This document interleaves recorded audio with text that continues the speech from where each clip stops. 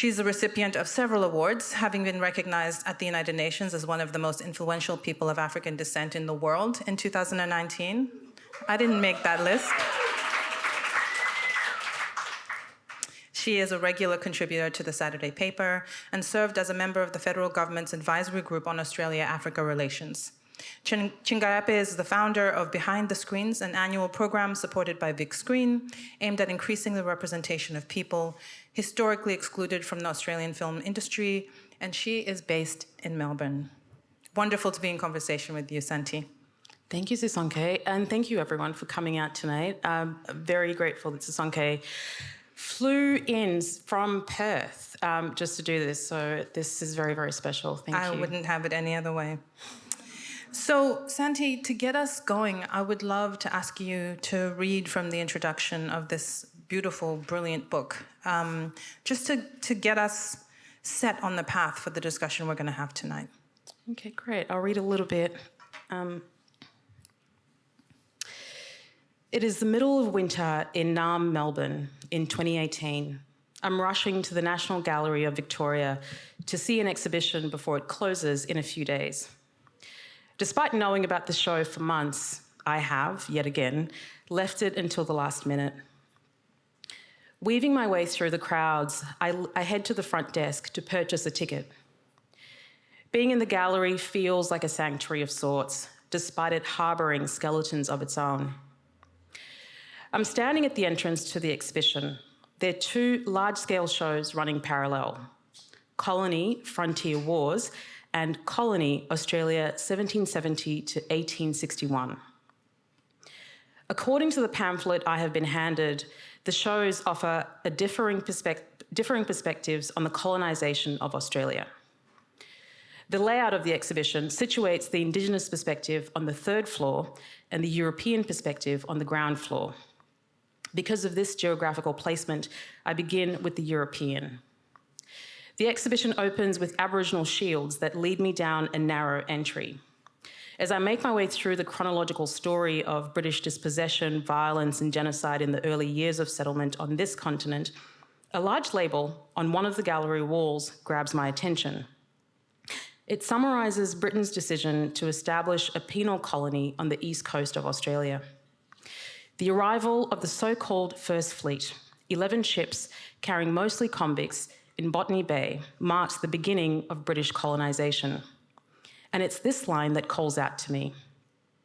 Although most were British, there were also African, American, and French convicts. Really? I think to myself. Africans on the First Fleet?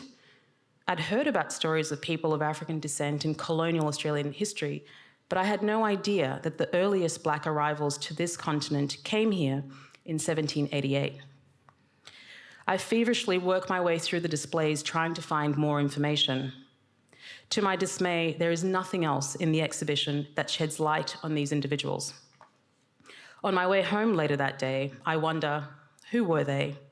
Where did they come from? How did they end up on this continent? And how did they shape this nation? This book is an attempt to answer these questions. Thank you, Santi. So, this book is remarkable on many levels. It's a weighty book, it's ambitious in scope, and it operates at three levels. Firstly, it tells the story of slavery and its impact on and the intersection with the convict system in this country. Secondly, it tells the stories of Black convicts and how they survived or died here. And lastly, it seeks to unpick how history itself is written, by whom and with what tools. And so in a way, it's a sort of excavation of the historical archive itself, right? You could have started this book in Australia with the First Fleet. So you gesture at it very early on because it is where you begin to think about these questions. But you don't, in fact, get to the First Fleet until the third chapter. Instead, you choose to start this book long before Australia, a few hundred years before Cook. You begin with the African slave trade. Can you talk about why? Yeah. There's a version of the manuscript that exists that starts in Australia. But when I started thinking about the context from which these convicts were arriving from, particularly the countries of origin, And the system of slavery became very quickly emerged as a very central theme in that narrative. And I sort of thought, in order to understand their context, I have to understand how they found themselves in that situation. In order for me to understand that situation, I then had to sort of go back and go, how did they end up being enslaved? And so then thinking about Britain's involvement, not just in slavery and the slave trade, but then later starting to understand that then lays the foundation for what, leads to the colonization of this continent, becomes very useful in then understanding how and why Australia was colonized in the context of what empire was doing. So there was a moment where I realized that I had to begin before British colonization, but also I wanted to make a point in kind of recognizing that the history of this continent is very, very long. I mean, obviously we're focusing on a short period of time within the 200 plus years that the colonial project's been in place, but the history of this continent stretches a millennia. So I also wanted to signal that while the focus of the book is very much about Britain's involvement and about empire and what empire was doing, that is not essentially the beginning of the story of this continent. So Santi, what we're used to understanding about Australian history since the colonizers arrived is that they came, they stole the land, they enacted a series of genocidal acts, colonization and settlement happened, and we now have modern Australia. So I need you to step us through what slavery's got to do with it. Oh, wow. Okay. So how do I do this? I'll do this by sharing the story of John Mosley, because he was the one that became quite useful in understanding the origins of slavery and the slave trade, but then also understanding that, what I then discovered was that the convict system actually predates slavery. So Britain was sending mainly poor Brits and Irish, I think, to Barbados. So at the time, in the 17th century, to be sent as a convict was to be Barbados. That was the term at the time. And so the use of... Sorry, Santi, I'm going to interrupt you there. So Barbados is the first penal colony, not Barbados, Australia. Yeah, no, not Australia. So Barbados becomes the first penal colony in the 1700s. And what they begin doing is that they're using this cheap labour, obviously for a term, to expand the colonial project. And at the same time, what you've also got happening is that you've got not just Britain, but other European countries who are now looking to a commodity that is proving to be quite profitable, and that's sugar. And initially, sugar is being cultivated, large scale, but a lot of the labour that's being used, again, it's mainly, poor working class white people who are being used. And in some territories that Britain arrived, they tried to also engage Indigenous peoples of those territories. And then they realised that to grow sugar at the scale that you needed to produce the profits that you want, you need a lot of labour. And that kind of labour came from the use of Africans. And so at the time, you also had these slavers who are going around on these journeys, basically. So there's these very wealthy men who are traveling, and they begin enslaving people. And then so it's a very systematic thing. It doesn't just happen overnight where all of a sudden you've got this system of slavery. It's like a gradual and incremental thing that's happening. And so Virginia is a useful case study, and that's why I begin with John Mosley, because Virginia is where you've got, so it's not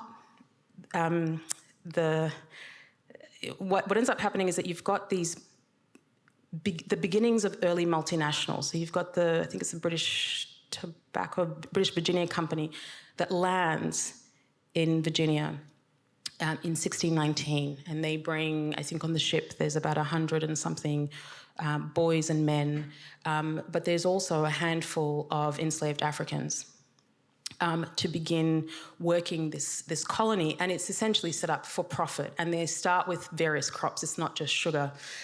And gradually this starts to shift, and they begin to realise that the way that you start to grow these crops to the scale that you want, you're going to need cheaper labour, and they start looking to Africa, and that's when it starts to become more systematised in that way. And so what then starts happening is that they start doing this in all the other territories as well. So in Virginia, you've got an Indigenous population that's also displaced, dispossessed, and then that template is taken to the other West Indian colonies as well. And so that became a very useful one for me in thinking about what empire is doing, because what's essentially happening is that you've got these laws and policies that have then been enacted in one territory, which are then being moved around, and each territory is kind of reconfiguring them to make them work for their context. And so by the time, you add 150 years later on and you're looking to the colonisation of Australia, you start seeing the same kinds of patterns, the same kinds of dispossession of First Peoples, et cetera, but also the use of cheap labour for exploitation to power the engine of empire. And so that zooming out was a very useful way of being able to go, we can't understand what then ends up happening on this continent if we don't understand the beginnings of it. And so slavery and the slave trade becomes very useful, not just in the context of the labour and the exploitation of labour, but also the things that are then borrowed from systems of slavery in terms of punishment. So the flogging becomes something that's within the convict system. The ticketing system is something that comes out of plantation slavery. Even putting people in gangs, that's something that enslaved workers did, and that's how they were treated.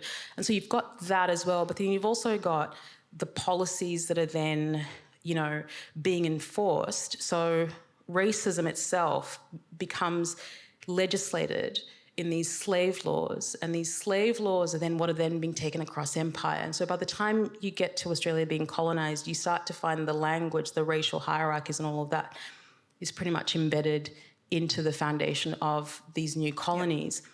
And then on the other side of that as well, you've got the people that are governing these territories. My former research supervisor at Melbourne has been doing this great project, and one of the things that she's found, Zoe Laidlaw, is that 2/3 of pre-Federation governors in Australia had been moving around Britain's colonies. So you've got people who are, like someone like Richard Burke, who I write about in the book. He spends a bit of time in the Cape, so he's governor in the Cape Colony. He's also governor in Barbados, and then he's later governor in New South Wales. And so all of the things that are happening around empire and how they're treating Indigenous peoples, how they're treating other groups of people, then starts also being taken to all the other places. So it doesn't come as a surprise that you start seeing these things also emerging in what then becomes Australia. So essentially what we've got is this template that's developed over a number of years, where you've got slavery and the convict system, sort of that. Essentially, by the time you get to the creation of this new Australia place, these two systems are intertwined, easily intertwined and imported to make this new place. Yeah, and they're all essentially doing similar things. It's using labour for profit. One is chattel slavery, where people do not get out of it. I mean, their children are all condemned to that system of subjugation. In the convict system, once you serve your time, you're effectively free. But they're all working to, exploit people's labour for profit. It really is an economic system that's happening, and using human labour in the cheapest way that you can get it. And in some instances, it's kidnapping and trafficking Africans. In another instance, you're getting mainly working class, poor people who have been convicted of crimes, and you see that as a way of being able to exploit their labour as well. That's right. Okay, so these are the beginnings of Australia. The first fleet then arrives, and there are black people on these ships, quite a number of them, right?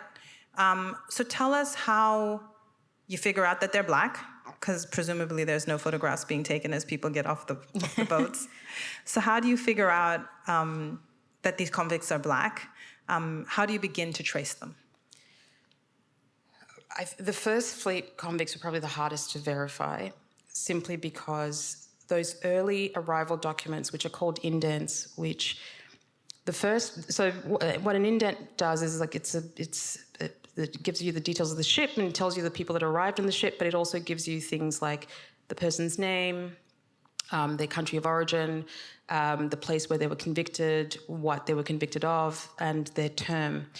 And so the early ones are very basic in that sense. They don't give you any more details. Later on, as the colonies begin to develop, there is a bit more sophistication. And so things like, the hair type, complexion, a person's height, all these things start being picked up. So that becomes a bit easier to get a and sense there's of... this phrase, person of color, that keeps coming up. Yes. And so that happens later on when there's a bit more sophistication. But the early sort of documents, certainly with those first fleet convicts, don't give you any phenotypic descriptors, anything that gives you a sense of what someone's racial makeup was.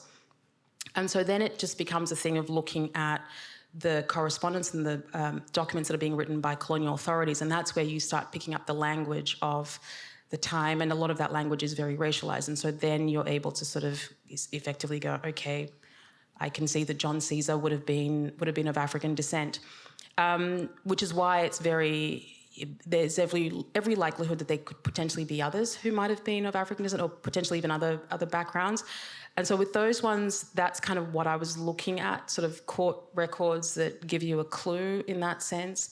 But later on, as the colonies develop and there is this sophistication in how they're capturing this information about convicts on arrival, it becomes very, very clear, because then they do start making remarks as well, where they would describe someone as black or as a person of colour, because that was what people of African descent were referred to, or they'd use the N-word. I mean, all these things are kind of there that make the distinction, and then also the complexion. So complexion, hair type, nose, all those sorts of things. Interesting. Yeah. So what I believed from my very superficial understanding about the convict system before I read your book was that the convicts came from Britain, that they were largely coming from, they had done some crime in London, had stolen a handkerchief, and then they were put on a ship, and then they ended up here. And in fact, many, many, many of the convicts, both black and white, come from other places. So tell us a little bit about where they're coming from. Yeah. And just going back to your earlier question around why looking at slavery, it's like you kind of have to understand where empire is, because again, Britain became very, very wealthy because of sugar. I mean, that wealth enabled it to essentially colonize other territories. Even just the amount of money that was being pumped into the convict system was pretty astronomical, to the point that one of the reasons why transportation to the East Coast was certainly abolished was because it became too expensive towards the end. And so you're looking at this empire that is just has become so wealthy because of this commodity of sugar. And the plantations, well, certainly where Britain had colonized, was very much in the West Indies. So wherever Britain was, essentially, there were convicts that were coming from there who were being transported. I think I'm trying to think of the continent. Asia is probably the only continent that there is no black convict from, but they're convicts from the Middle East, they're convicts from the African continent, from the Americas, South America and North America, and the Indian Ocean. So that's kind of like just gives you a sense of just how vast that colonial expansion was into those territories. And then you've got these people being moved around to serve the function of empire, and that is profit.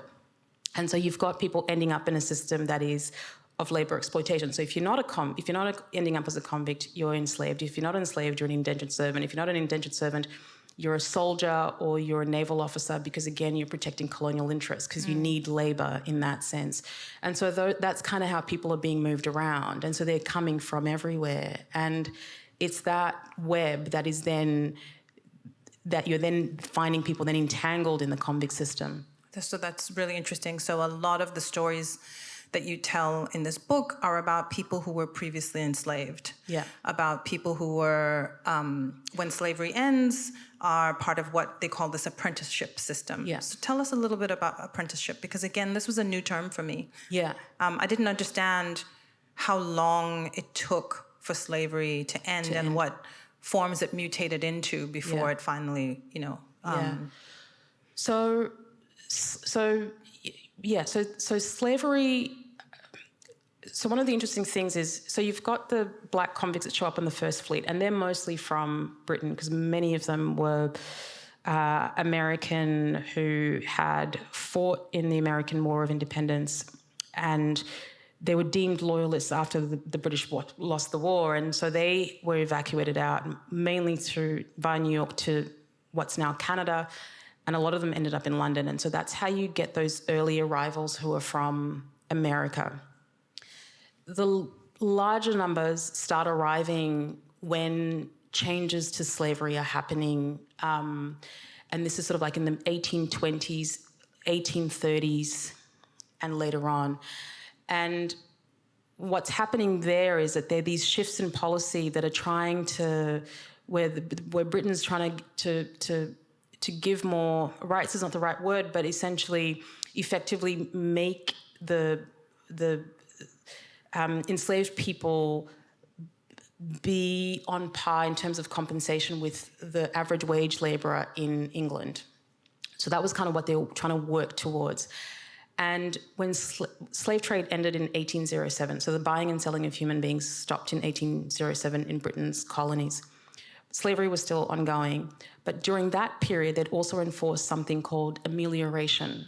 And amelioration was a period where they were trying to gradually improve the conditions for enslaved people. So you could still own a slave. Yes. They could continue to work on your plantation. Yes. It was about the transportation of slaves that had been now stopped in 1807. You just could not legally move them around. Deal in the trade, yes. Okay. And so then there's this, so when that ends, there's this period where they're trying to improve the conditions for enslaved labourers, and that's called amelioration. And part of those improvements become things like giving people access to Christian teachings. So people, but not pay. No. just so that we're clear. No, they're not being paid. Okay, so you can go to church. You can go to church, you can read the Bible.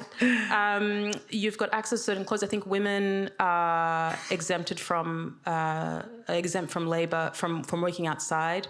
What was the other thing? You could, within the judicial system, you had access, you could give evidence in specific courts.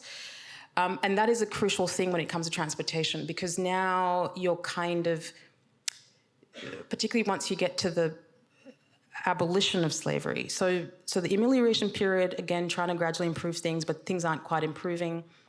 1834, Britain says we're ending slavery in our colonies. And so then abolition happens.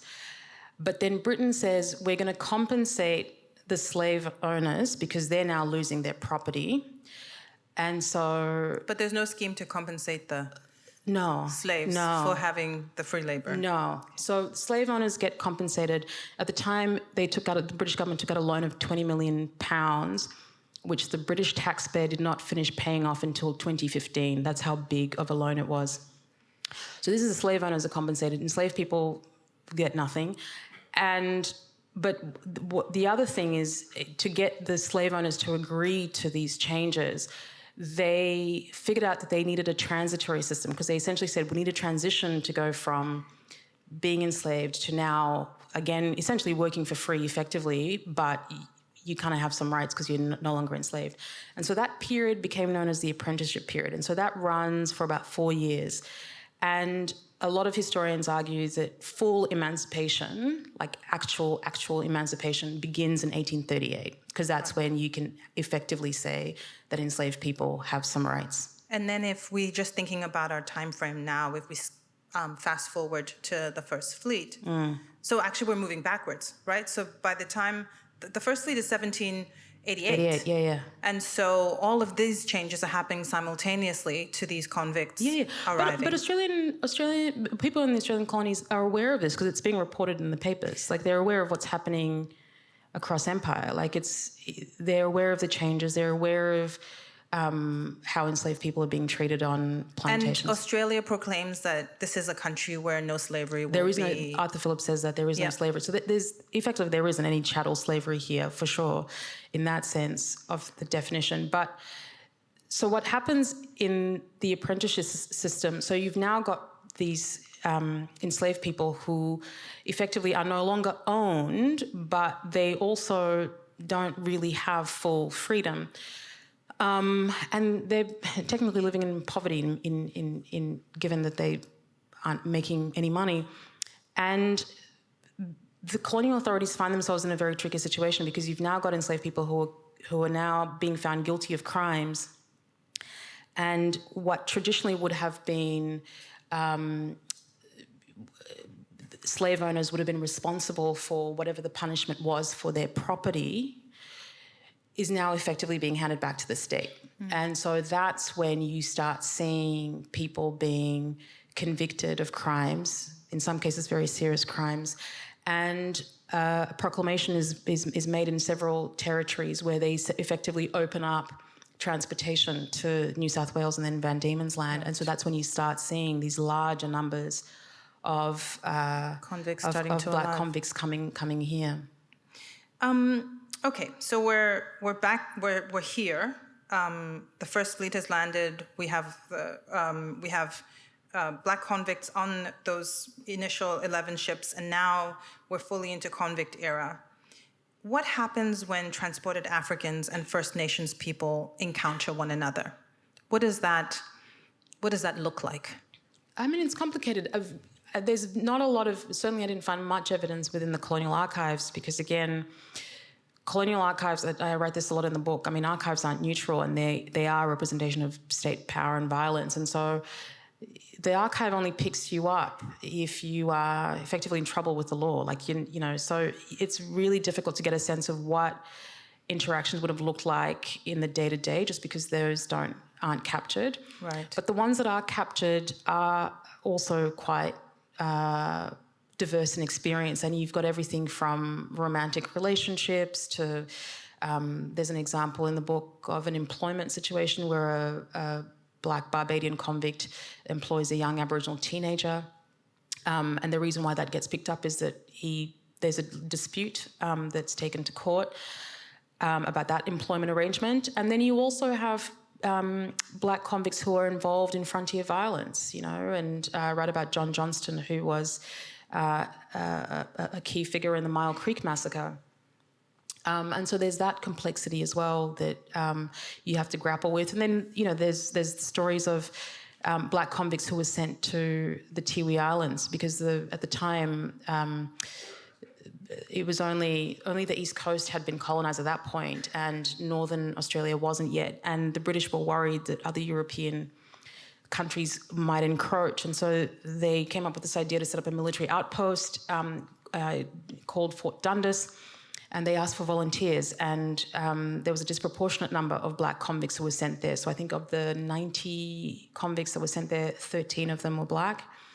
And one of the recorded encounters of black convicts and First Peoples there is one of Indigenous resistance, actually, where the Tiwi, from the arrival of these foreigners, resisted in violent ways. And so Julius Campbell gets speared and he dies because, you know, then he might...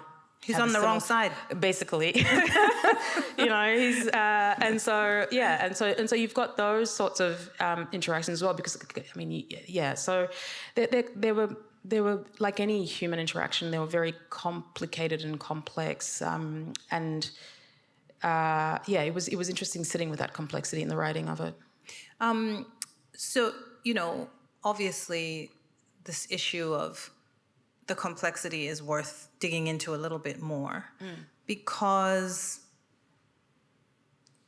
while I tease when I say they were on the wrong side, in many ways they were also very much racialized subjects who had these pre-existing lives that had come from slavery, that had come from plantation life, et cetera, et cetera. So they were sort of this betwixt and between group of people.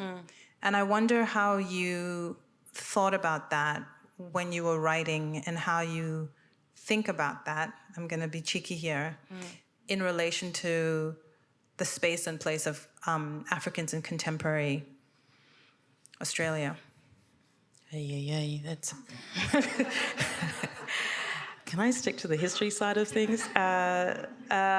Okay. How do I think about it? Well, the Black convicts really are a very complicated group because I think for any convict, surviving and navigating the convict system was just, I mean, white, black, and whatever other backgrounds people were that found themselves in that, it was a system of labour exploitation that you sort of go, I don't know how people survive this. But particularly with many of the Black convicts who were enslaved, I think the thing that I really struggled with was sort of going, how did these people endure one system that was exploiting their body for labour, experiencing that subjugation, and then entering another system that's doing the exact same thing, even if you do get to find your freedom. But then also, what does agency and autonomy look like? Because again, all convicts did not come by choice. They're all brought here by force.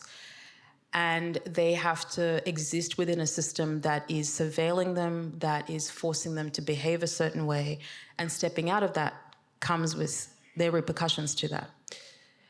And so what does agency then look like, right? And that becomes very complicated. It becomes very complicated when you're dealing with a situation where if you have been tasked to do one thing and you refuse to do that, that also becomes consequential for you. And this was an interesting place to sit, particularly with John Johnston, who was involved in the Mile Creek Massacre, because you're sort of going, he's part of that frontier expansion, and there's documented evidence that he was involved in an earlier massacre in Waterloo Creek just 6 months before the Mile Creek Massacre as well. But then also very aware that he's been assigned to this district as a convict, and what then does autonomy look like? And these are questions I think that other scholars need to think about and ask these, because I really do think that it's not a, pardon the pun, but it's not a black and white kind of situation. There is a lot of complexity there, and a lot of it also dictates your survival. And I think when we're thinking about the beginnings of what is now early colonial Australia, it's still figuring itself out, and I don't know what if you think that you have a way out, if you were someone that started your life as an enslaved person on one side of the world, and then you find yourself on another ship, and then you are on the other side of the world and just trying to get through the day. So I don't know how to answer that question. Yeah. But I think in thinking about the contemporary context of what does that then mean to be a black settler on colonised land, and what does that mean? It's the same complexity. It's sort of going, these are very complicated relationships, these are very complicated dynamics, this is a very complicated inheritance. I don't think there's a straightforward answer, but I do think what I learned from sitting with, particularly with John Johnston, because I had a moment where I was like, do I really want to write about this guy? Yeah, we only tell the good stories. Exactly. And I was like, no, I think I have to sit with that because that is also part of the inheritance. And I think what that process taught me was that we have to sit with all of it. I think and the discomfort is a good thing. I think it is sort of going, but then what history also teaches you is that you don't go to history to be absolved or to feel good about yourself, and that you find that humans are full of contradictions and they're complicated, and So, we could talk about this all day, because I think, one of the most interesting aspects of your book, and there are many, is the extent to which there's so much sadness. So many of these convicts arrive, and as you said earlier, we see them because they're in trouble. You're in a penal colony, you get in trouble, the archive is interested in documenting those moments in which you get in trouble. And then if you're not in trouble, then you disappear. Yeah. So there's a phrase that one of the historians you quote in the book talks about, which is about the sense of these fugitive lives, that in fact, the good moments are what is fugitive, is what is fleeting, that we can never quite touch. And yet there are a few stories where you begin to get a glimpse, and there's a couple that were real favorites for me, and I'd love for you to talk both about Anne Hicks, but perhaps before that, Is it James Williams? Robert James. Robert James. Robert James. They all call James. I know. William. Oh my goodness. I know. It's really hard to keep up, especially when you're trying to juggle close to 500 of them. Robert James, my gosh, what a story. Robert James is born enslaved in Barbados, and at some point he's owned by one family, and then at another point the ownership changes, and it's unclear why from the colonial archives. And in his 20s, he is alleged to have raped a poor white woman. According to a historian that's done a lot of work on this trial, they were familiar with each other, they'd known each other, so it's very difficult to get a sense of what the nature of that relationship was. But Robert James, nevertheless, is accused of raping Mary Higginbotham and is convicted, found guilty, and effectively he should be executed because that's just how things work at the time. But Robert James has luck on his side because at the time there is an acting governor in Barbados, and this acting governor, he's also kind of administers the judiciary as well. And so he reviews the case and he thinks that there's been a miscarriage of justice. He doesn't think Robert James has had a fair trial because obviously Robert James doesn't have any witnesses and it's an all-white jury and, you know, usual kind of thing in that context. And so he sends the case for review to London. He sends it to the Privy Council. He has the power to pardon Robert James, but he doesn't. Part of the reason why he doesn't pardon Robert James is that it would cause complexity because, again, it's what does it signal if you start pardoning an enslaved person? Does it, you know, encourage other enslaved people, et cetera, et cetera, et cetera? So he doesn't pardon him, but he essentially says, I think this has to be reviewed. Sends a case for review and it causes chaos on the island. Like, you know, Barbadians of all stripes, white Barbadians, black Barbadians are all going, bruh, what are you doing to this guy? Like, he should be sentenced to death. Like, you know, this is not how it works. And it becomes a big thing and there are all these town meetings that are being held and they're all trying to get rid of this acting governor because they feel like he has gone against what should be the norm.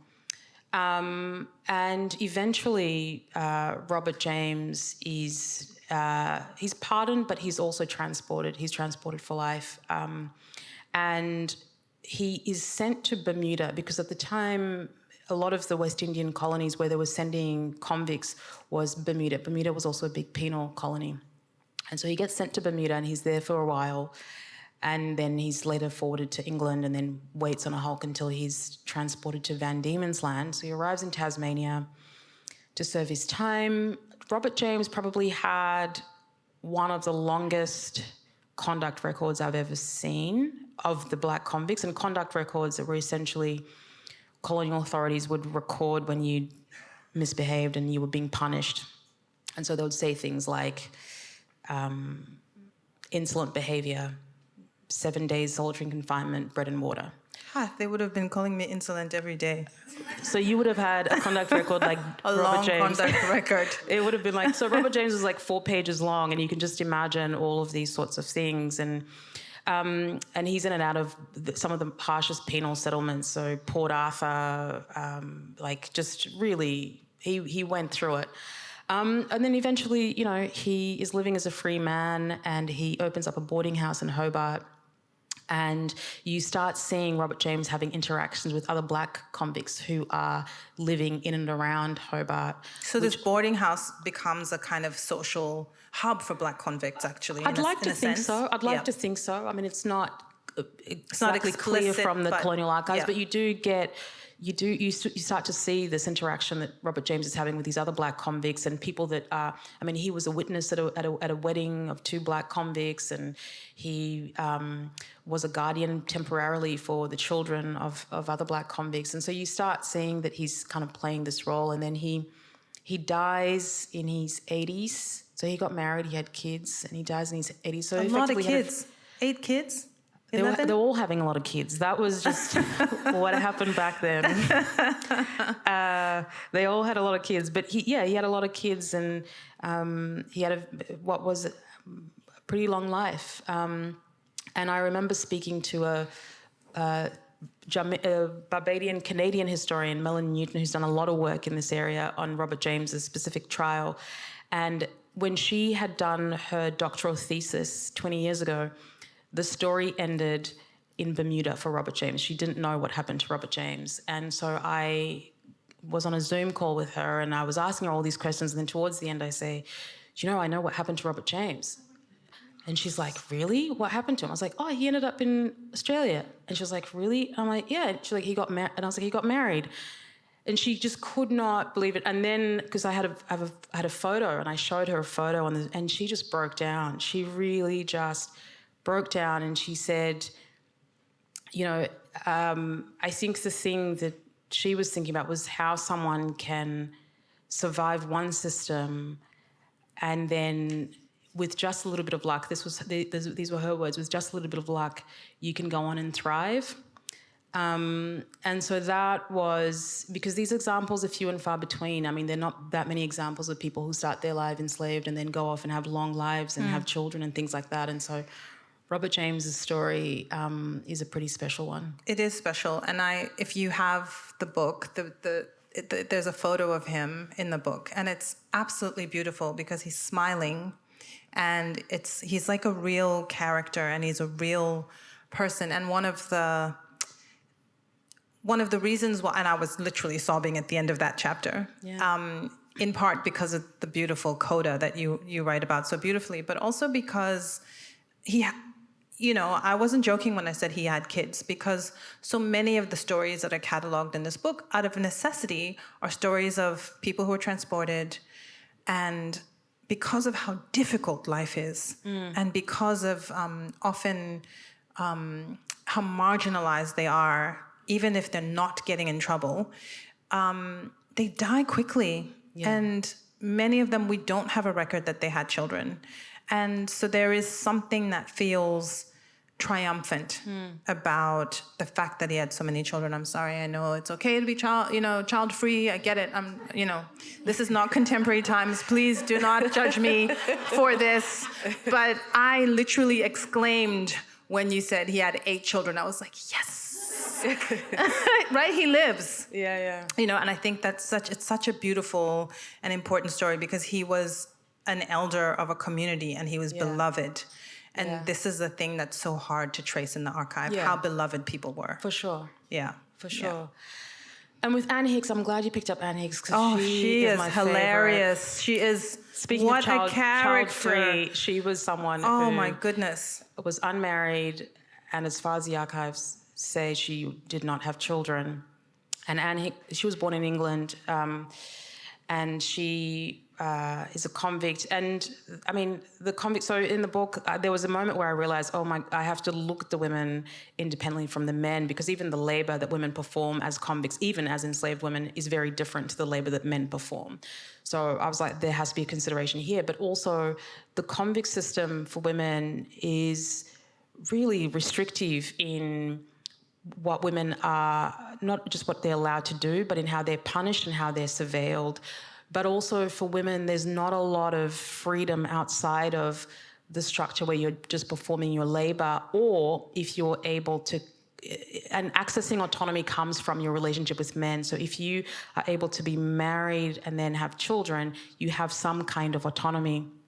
And so if you're sitting outside of that, where you are unmarried and you don't have children, it's almost like the state doesn't know what to do with you. So someone like Anne Hicks is constantly in trouble with the law, because she turns to sex work. She's an alcoholic. I mean, look, she sounded like she was having a lot of fun. I feel like alcoholic is very judgmental in this context, right? I feel like Annie, because the things that Anne was doing she was doing a lot when she was on the sauce. They were, my goodness, they were just sitting in men's laps, stealing things from men, stealing stuff from their pockets. Yeah, just I love her very much. She was someone who I really just enjoyed thinking about. Not in the, again, you think about that life and you go, gosh, I can't imagine how hard it would be to sit outside the status quo, because you are the state doesn't know what to do with you. And so effectively, you're having a very, very difficult life. And and to sort of look at someone like her and then to sort of go, but that's a version of resistance in many ways, because as much as it wasn't a glamorous life and it would have been absolutely a very difficult way to exist, she was also, not by choice, I mean, this was just what happened to her, was resisting a system that was saying that for you to be of value as a woman, you have to be a mother and you have to be a wife. If you're sitting outside of that, we don't know what to do with you. And that was the path that that she went down, and she does it in a way that is very specific to her circumstances, but it's also a reminder of how people did resist the limitations that were imposed on them by these systems that were just designed to exploit them for their labor. Yeah. So a big part, a kind of undercurrent of sort of the latter chapters of this book is around this notion of resistance, the ways in which, even in the most small ways, people resisted. But there are also some pretty big acts of rebellion and resistance, right? Yeah. Oh my gosh, one of my favorite stories is about Alexander Simpson. And Alexander Simpson, so when the indents that I was talking about, the arrival documents, so you said on some cases it would be an arrival document that would give you the ship, and then all of a sudden you're just seeing like a whole number of these convicts of African descent, and then they're all being convicted at the same time. And so it'd be like Jamaica, 1833. And then you look at what they're all convicted of, and it's like mutiny and rebellion. It's like, what? And then, going and then researching and looking at what was happening in Jamaica at that time. And then you realize with someone like Alexander Simpson, he is playing a key role in the biggest slave rebellion in British history in 1831-32, the so-called Baptist War. And I just remember thinking, how does this figure who is part of the biggest slave rebellion in British history, 70,000 enslaved people essentially effectively withdraw their labour, turns violent, but they withdraw their labour. And then the people that were seen as the ringleaders and orchestrators of this rebellion were executed. He was given a life sentence, and then he ends up in Tasmania.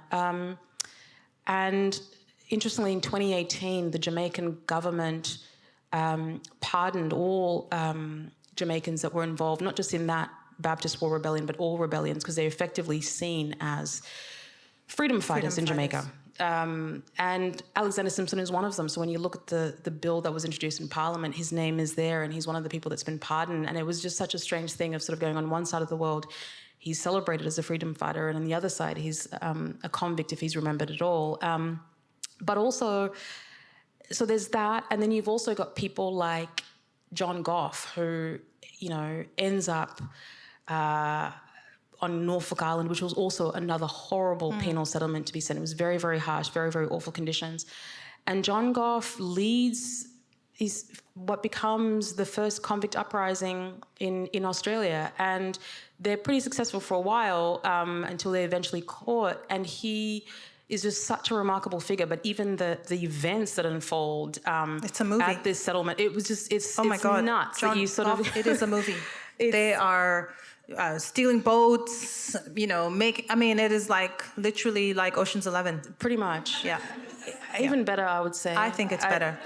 Yeah. So you've got people that are doing really, really remarkable things, and then you've got people like James Williams, who is absolutely erased from history. And James Williams is a convict from Antigua who is born enslaved, and he becomes the first person to successfully grow sugar in Australia, in Port Macquarie. And his story has been erased because at the same time that he was growing sugar, there was a white Antiguan man also named Thomas Scott, who arrives, and he effectively is wealthy enough and powerful enough to lay claim to the fact that he's the person that's been growing sugar successfully. And that's the myth that his own descendants continue, and it's a myth that if you go onto the Australian Dictionary biographies tonight, it will still tell you that Thomas Scott is the father of sugar in Australia when that should actually belong to a black Antiguan named James Williams. Guys, I mean, there's work to do. There is a lot of work to do. There's work to do. A lot of work to oh do. my God. Okay, so 2 questions on the Slido. This is your encouragement to do it. We're running out of time. I always forget about the Slido. I'm sorry. Someone is asking, Marina is saying that you mentioned that the term people of color was used. Person of color is actually how it's the reference. Does that mean that that's a term we still use that's stemming from slavery? Yeah, I mean, obviously the etymological origins, yes. I mean, it means, it's taken on a different meaning in the contemporary sense, but within the colonial archives, if you were a man of colour, a woman of colour, or a person of colour, you were of African descent. So, yeah, that shift has happened in the contemporary sense, but certainly within colonial archives, that was the language. So I think that, again, like, just to give my unsolicited opinion, so I think part of why history matters is because it's important to recognize that in a contemporary sense, when people use it, I would be surprised if they knew that it has a historical antecedent. And what it helps us to understand is the power of racialized thinking and who decides whether we're going to say person of color as an archivist who's, as someone who's in the court recording the record, or whether it's me today who decides I'm going to call myself a person of color. On one level matters, but I think what it speaks to, the underlying question about race and racialization, I think that's the thing that we have to grapple with. And knowing that there is a place where that language is found in a very different context matters. It's important to know that. Whatever we do with it is a different conversation, but I think the knowing of it actually is really, really important. So I think it's worth knowing. Yeah. Okay, you have another question that I want to get to. Yeah. Our image of convicts, and I think it's a really foundational one. Our image of convicts as white Brits is so firmly entrenched. In your opinion, was there a deliberate erasure of other types of convicts from the historical record? So this gets to the question of, why don't we know? Was it on purpose? Or? I've been trying to answer that question. I mean, I will say, because I did see it with my own eyes, there is evidence of convicts that came from across empire. So you've got people that were South Asian, you've got people that were Middle Eastern, and I do think that it needs scholarly attention and people need to, uncover those stories. My parameters were very much on people of African descent, but absolutely there were people that came from other territories as well. Is it deliberate?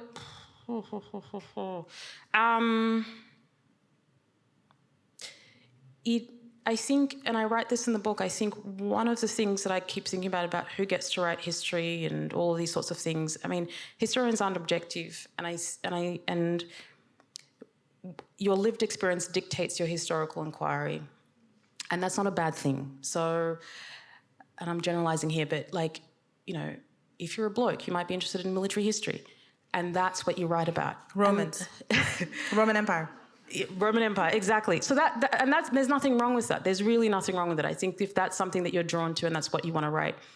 But what ends up happening, because again, we have not quite reckoned with and worked through a lot of this inheritance that impacts people socially and politically, it means that only a certain group of people get access to that. And if that certain group of people are only interested in a certain kind of story, that's the story that gets repeated. And it's not to say that that story is not valid, it's just it's not the only perspective.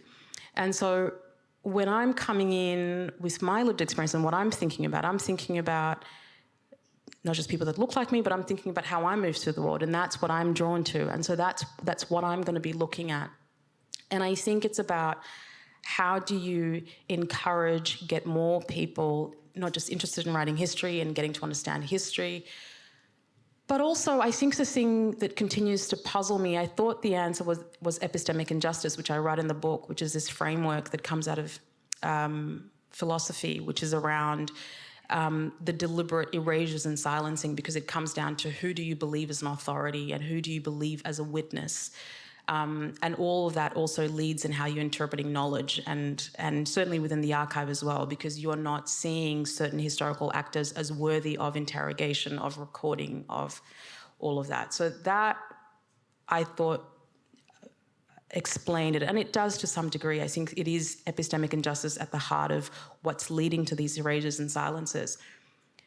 But when I was thinking about the Mile Creek massacre, which I write about, and John Johnston was one of the 7 men who's found guilty and later executed. And this is, you know, a landmark trial in this country because it's the first race trial. It's the first time that Europeans are put on trial for the massacres of First Peoples. And it's a very significant story in the history of this country, and it's one that is constantly revisited. And there are a lot of historians that write about it, including lawyers and legal scholars. And yet they still write about it as a black versus white trial when John Johnston is also part of that. And so even last year when the Sydney Morning Herald did this big apology where, you know, better late than never, apologised for its own involvement in calling for the acquittal of the men, commissioned all of these essays as part of that very special apology. Even in the contemporary readings of that story, and this is in 2023, it is still written as a white versus black trial. And that's not to say that that's not part of the story. I think it's a significant part of the story. But then I also go, there's John Johnston, who's a black guy from Liverpool. Like, he is technically on the white side. What does that mean? I don't know what the answers are, but it's also not as binary as we like to think about it, and that it comes down to what we're then having to grapple with is power, because that really is the thing. I think race, but really it comes down to power, and it's that complexity that we have to sit with. And I don't know why that keeps being omitted. I really don't. Maybe it does complicate the narrative a little bit more, but I think that complexity is important. Yeah. Oh, this will be maybe I'll come back to it as the last question because we're running out of time. Yeah. And I wanted to ask you about the descendants, and then someone's asked the question. Is there a descendant in the room? Is there I knew that there's always a descendant. Hello. So someone's asked, have you met any of the descendants of these early black convicts? Yeah, met a lot of them. There's one in the room right now. Yeah. So tell us a little bit about the descendants. Descendants are great. Well, you have to say that. There's one in the room. No, they're great, and they're very enthusiastic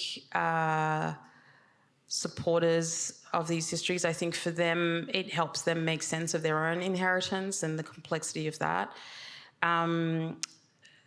Yeah, I mean, I don't know what else to say about descendants beyond that.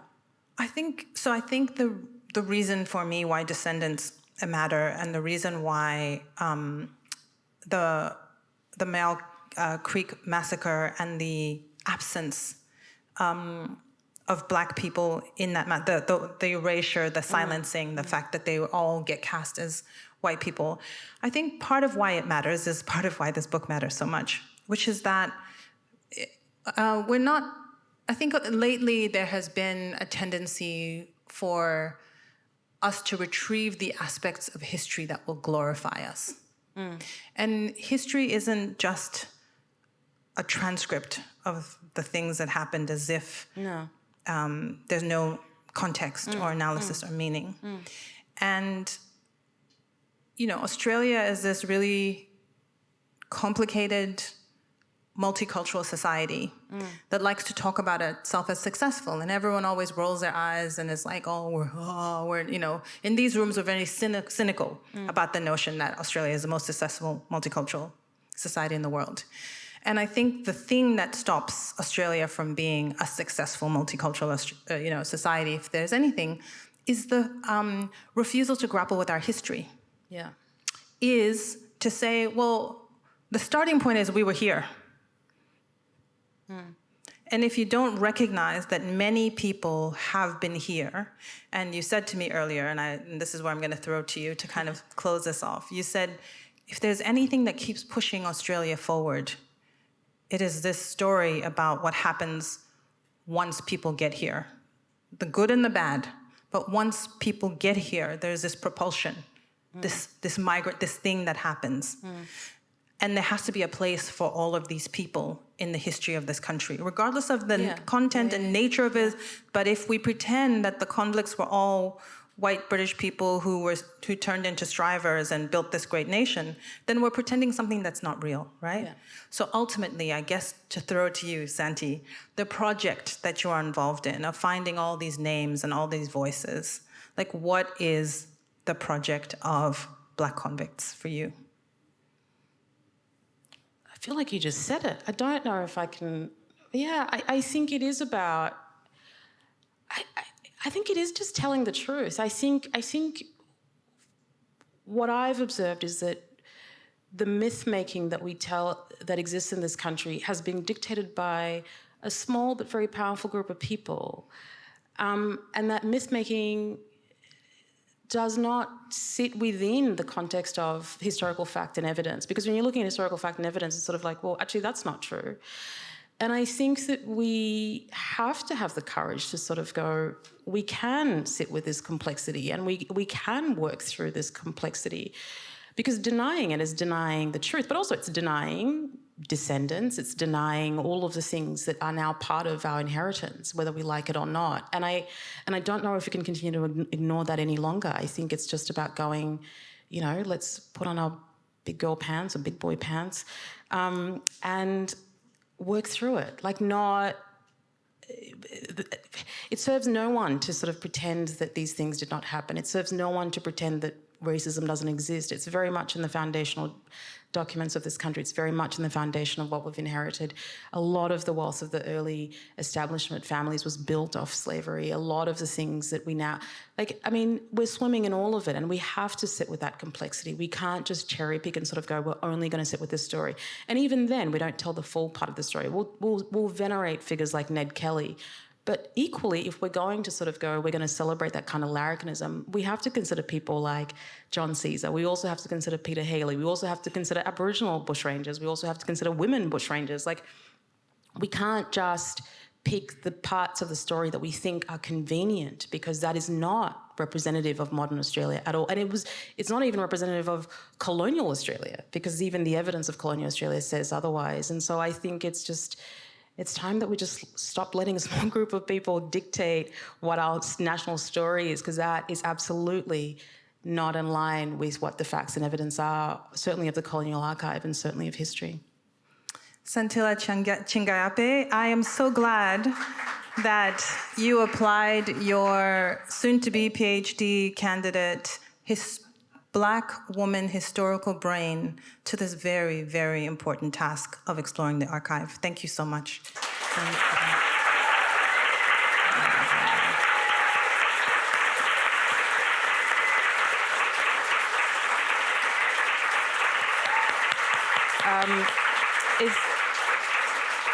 Is this still on? Thank you, Sisonke, again for coming. Thank you, everyone, for coming. I know there are a lot of friends in the room, which is why there's all the screaming and shouting. Paid actors, thank you very much. And I think, you see, yeah, that's definitely someone I know.